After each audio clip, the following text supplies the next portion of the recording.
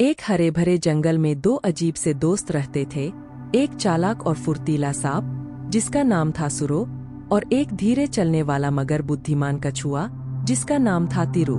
जंगल के सारे जानवर समझते थे कि ये दोनों सबसे अच्छे दोस्त हैं। वे अक्सर नदी किनारे बैठे बातें करते, धूप में साथ बैठते और मुस्कुराते दिखते। लेकिन असलियत कुछ और ही थी। सुरो के मन में चलता, एक दिन मैं इस सुस्त तिरु को धोखा दूंगा, ये मेरे किसी काम का नहीं है। वही तिरु सोचता, ये सांप कुछ ज्यादा ही चुपचाप और चालाक है, मुझे इस पर कभी पूरा भरोसा नहीं रहा। फिर भी दोनों हर दिन दिखावा करते, हंसते, बातें करते और सबको यही दिखाते कि उनकी दोस्ती बहुत गहरी है। बाकी सारे जानवर उनकी गहरी दोस्ती को देखकर वाह वाह करते, वाह क्या दोस्ती है। लेकिन कहानी में ट्विस्ट आना तो तय था।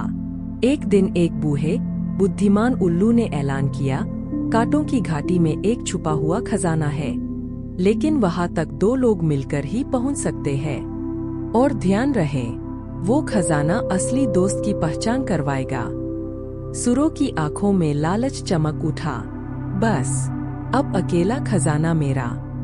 तिरु ने मुस्कुराकर सिर हिलाया, अब सच्ची दोस्ती की पहचान होगी। दोनों साथ चले, नदी पार की, पहाड़ चढ़े और कांटों से होते हुए उस घाटी तक पहुंच गए। वहां बीचों बीच चमचमाता सोने का फल रखा था। और तभी एक जादुई आवाज गूंजी, केवल सच्चे और ईमानदार दोस्त ही इस खजाने को छू सकते हैं। और तभी धाय, सुरो ने झपट्टा मारा। बिजली की तरह तेजी से उसने तिरु को धक्का देने की कोशिश की, लेकिन तिरु तैयार था। धड़ाम, वो अपनी खोल में सिमट गया और सुरो धड़ाम से जाकर एक पत्थर से टकराया। ओच! तिरु धीरे धीरे खोल से बाहर आया और बोला, अब समझ आया सुरो, तुम कभी मेरे दोस्त थे ही नहीं। उसी पल वो सोने का फल वूश गायब हो गया और वहां रह गई सिर्फ एक आईना। दोनों ने उसमें झांका और देखा अपना असली चेहरा। उस दिन के बाद सुरो शर्म से रेंगता हुआ जंगल छोड़ गया। तिरु धीरे धीरे वापस लौटा, थोड़ा अकेला लेकिन बहुत ज्यादा समझदार। जंगल में सबने सीखा, दोस्ती का दिखावा करना आसान है, मगर सच्चा दोस्त बनना असली खजाना है।